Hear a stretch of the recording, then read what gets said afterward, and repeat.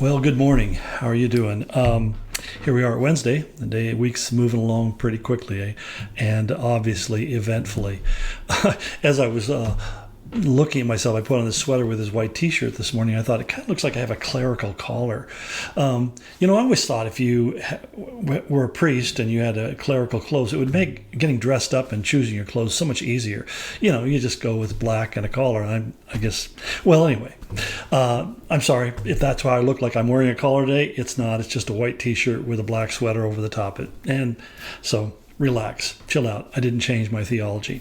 But we've been talking about the church of Thyatira, and we're really coming to the end of the message that he had for them. It was quite a long message in comparison to what he said to many of the other churches, but apparently this church that we defined as being corrupt had some major issues that needed to be addressed and dealt with, and I hope that's been instructive for you. But as we come to the very last few verses of this address to Thyatira, he says in verse 26, he says, "To him who overcomes and does my will to the end, I will give authority over the nations, and he will rule them with an iron scepter.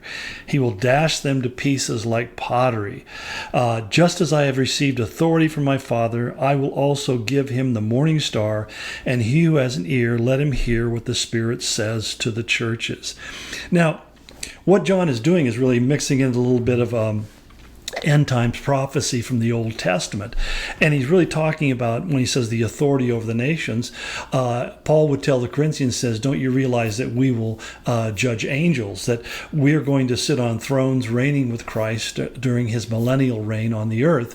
And a scepter of iron meant that in the ancient world, really iron was a rare commodity, more rare than silver and gold. And so this iron scepter was a powerful weapon that could crush other weapons, because in the most ancient times, the most advanced armies only had copper weapons. And when the Philistines, for example, invaded the land of the Hittites and Israel and even into Egypt, the Egyptian army, which was considered to be one of the most advanced in the world at the time, had only copper weapons, and they were going up against a much smaller force who had iron weapons, and they almost defeated the Egyptians. So saying all of that, this is the idea that you're going to have this dominance over the earth. Now, having dominance over other people is usually pretty precarious, because most of us don't handle power well. It was Lord Acton who said, power corrupts and absolute power corrupts absolutely. So I think what this presupposes is that we are redeemed and we have the nature of Christ, that we have that ability to have power, but to use it in both a compassionate as well as a just way. But he's simply describing the reward that is ours if we're faithful to the Lord. Because one of the things that makes people stumble in their journey is they lose sight of the reward at the end. You begin to get so caught up in the difficulty of the moment that you forget why you're doing what you're doing and what God has promised, the blessing that's at the end of the journey. And so I think that what he's really saying to them is, I'll give you this authority, and I'll give you the morning star. And the morning star, we know in Revelation, he's called, and later on in chapter 22, Jesus is called the bright and the morning star. And that means not only that he will give us a brightness and a beauty like unto Christ, but he will help us to really display his nature in the fullness of who he designed us to be. You see, this was the tragedy of Adam's transgression. By bringing sin into the world, man was really dethroned, deposed from the place of dominion and rulership that God had given to him over the earth.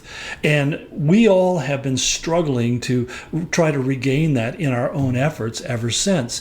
In fact, because there is in every one of us a sense of importance and nobility. Now, you may not want to admit it to other people, but all of us feel like we're created for some purposeful thing that's noble and important, and that we're not just carrion going along the face of the earth picking up pieces of meat to keep us alive. We are created for a divine and noble purpose, and yet sin seems to constantly rob us of that, so that even when we reach the highest pinnacles of success, we generally turn around and look at all we've accomplished and saying, is this it? Is this what I've been working for? Because I'm still not fulfilled. And that reason is because that void can only be filled by the purpose of God that he has created you for. And we can never fully know that or experience that in this life. We have to be transformed. And that's why God says, I will rid this body and give you a new body designed like his own. And so this is the idea of being the bright and the morning star, that we will see him, Paul said, because we will be like him. We will know him because we are made to be like him, and we shall see him as he is. This is the promise that John made in 1 John 3:2. And he says that's really why the hope of the second coming of Christ should be the most precious thing that we hold on to. Because he goes on to say that this is the very thing that purifies the life of the believer, because he knows one day he'll be set free from the bondage of this life and this body and this mind and this attitude and all the rest of the things that goes with it, all of the regrets and all the rest and the frustrations at this point. We'll be freed from all of that, and we'll be like him, noble, glorious, filled with all of the wonder and purpose of God. We will discover who we were made to be, in essence.